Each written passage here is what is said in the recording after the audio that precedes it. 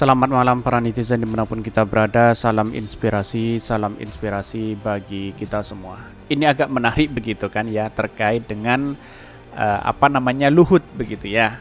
Luhut akan terbang ke Cina untuk nego bunga utang kereta cepat. Wah, ada apa begitu kan? Jangan-jangan udah mau mangkrak begitu ya.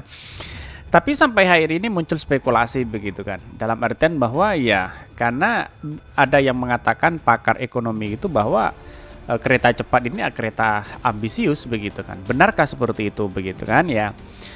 Kalau ini memang benar ya, kalau masih hasil ngutang ya bagaimana rakyat kita begitu kan ya, kok sana sini ngutang terus begitu ya.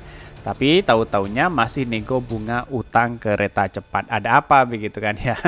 Jangan-jangan ada kaitannya kemarin terkait dengan ya di luar pemerintah atau non pemerintah jangan banyak ngomong. Mungkin ada kaitannya dengan itu begitu. Tapi mari kita baca terlebih dahulu komentar-komentar netizen seperti ini. Ini komentar-komentar netizen, Luhut akan terbang ke Cina untuk nego bunga utang kereta cepat. Benarkah seperti itu? Ya, ini malah nego ini ya. Ternyata Bapak ini yang paling ngotot dengan proyek kereta cepat ya. Mohon ya, BPK audit proyek ini sudah berapa triliun kerugian negara dari proyek ini. Tender yang dimenangkan Cina atas Jepang ternyata direvisi terus sehingga membengkak dan janji tidak melibatkan APBN, hanya omdo. Ya, seharusnya apa yang terjadi begitu kan? Jangan lupa bawa kopi kok. Ya, pada hakikatnya ya kalau hasil ngutang siapapun bisa begitu kan. Kalau hampir triliunan, wah sekitar berapa triliun begitu kan yang menghabiskan kereta cepat ini begitu ya. Bahkan untungnya itu sampai berapa tahun begitu kan, puluhan tahun begitu baru bisa untung begitu ya.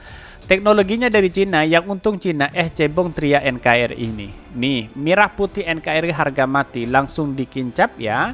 Dengan berita ini, astagfirullah. Soekarno pasti nangis baca ini. Kalau Cina dagang pasti bisa lah nego ya, mau turunin bunga tapi mereka minta ikut di proyek strategis lain. Win-win kan kalau gini.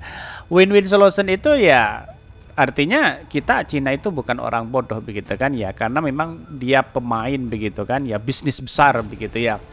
Haha, ada aja pekerjaan udah jalan ya dan nambah budget ya, mana mau mereka dinegosiasi masalah dana. Hal macam ini harus diselesaikan sebelum pekerjaan dimulai. Semoga aja berhasil. Nego apa sih? Biasanya dari kontrak ditanda tangan itu udah tertulis bunganya berapa dan finalnya mau diutak-atik lagi setelah proyek ya berjalan sekian lama. Gue yakin nggak bakalan berhasil. Ada pro dan kontra di sini ternyata begitu ya. Kok bisa seperti itu begitu? Rakyat siap-siap akan ada lagi pajak yang akan ditarik untuk menutupi bunga ya hutang kereta cepat. Benarkah ya? Udah dikasih tahu banyak pakar dari awal, mending ambil tender yang dari Jepang, lebih pasti hasilnya malah lebih ya pilih negeri si Xi Jinping ya, udah tahu itu mereka jualan gitu suka zong ya. Ini ada pro dan kontra begitu kan. Orang berspekulasi kalau produk Cina wah kayak apa begitu kan. Barang-barang aja kalau produk Cina dia enggan begitu kan ya. Kenapa begitu kan ya? Karena produk Cina itu sudah terkenal dengan itu begitu ya. Tapi mari kita baca terlebih dahulu beritanya seperti ini. Ini ya, Luhut akan terbang ke Cina untuk nego bunga utang kereta cepat. Ada apa begitu kan ya, kok bisa nego? Jangan-jangan Indonesia sudah tidak bisa bayar begitu ya. Menteri Koordinator Bidang Kemaritiman dan Investasi Luhut Panjaitan ya bakal terbang ke Cina untuk negosiasi bunga utang proyek kereta cepat ya. Jakarta Bandung ke Cina Development Bank CDB. Negosiasi dilakukan terkait pembengkakan bunga utang yang ditimbulkan oleh ya melambungnya biaya proyek kereta cepat. Jadi saya nanti juga ada high level dialog ya di Beijing ya, kita akan bawa isu itu. Jadi saya kira semua cari win-win lah, karena mereka melihat juga kita melakukan profesional. Katanya seperti dikutip dari detik.com. Bahkan pembengkakan biaya 75% akan ditambal dari utang. Saat ini ya kata Luhut pihaknya masih menegosiasi ya tingkat interest ya bunga utang. Bahkan sekarang kita tinggal finalkan tentang interestnya. Mereka mau 4%, kita mau 2%. Sekarang negosiasi sudah jalan. Luhut menyebutkan ya Indonesia sudah memiliki sejumlah opsi terkait ini, juga menegaskan Indonesia tidak akan tunduk ke siapapun selain kepada aturan. Bahkan ini melihat situasi dan perkembangan hari ini banyak sekali ya muncul spekulasi bahwa Apakah Indonesia itu tidak bisa bayar hutang begitu kan? Itu ya kan yang menjadi kendala begitu kan ya. Kalau memang tidak bisa bayar hutang ya ngapain kan, gitu logikanya begitu kan ya. Pada hakikatnya apa yang terjadi selama ini begitu ya. Tetapi perlu diingat bahwa ya kalau memang tidak punya solusi lain, kenapa tidak dibatalkan ya? Mau dibatalkan sudah nanggung, ini perjalanan sudah setengah begitu kan, hampir mau jadi begitu ya. Tetapi masih muncul spekulasi begitu, utang lagi sana sini begitu. Lantas siapa yang dikorbankan ya? Apakah rakyat begitu kan ya? Apakah negara begitu ya?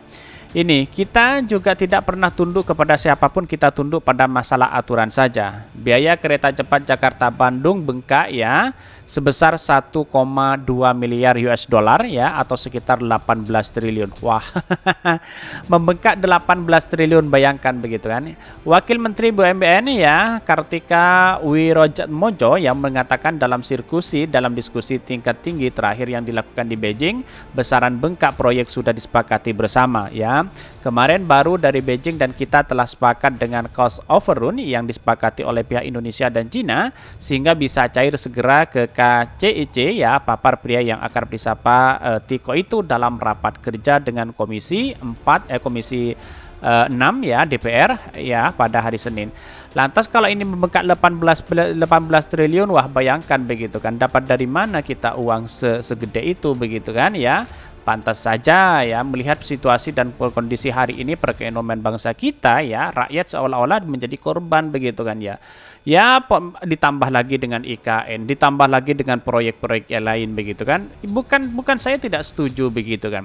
Tetapi melihat realitasnya ya, jangka panjangnya ya setuju aja begitu kan ya, dinikmati oleh cucu-cucu kita begitu. Tapi melihat persoalan hari ini begitu, bagaimana dengan rakyat? Itu yang menjadi prioritas utama adalah kesejahteraan masyarakat begitu kan ya. Bukan untuk menggembor-gemborkan antara infrastruktur yang ada di Indonesia begitu kan ya.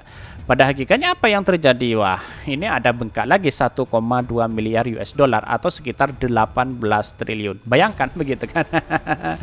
Wah, kapan mau selesai begitu kan? Saya teringat dengan pendapat Rizal Ramli, terus kemudian para pakar hukum begitu kan ya, mengatakan seperti itu begitu kan. Ada pembengkakan terus lama-lama ya kita akan tidak jadi, akan jadi mangkrak begitu kan. Ya buang-buang uang begitu kan ya.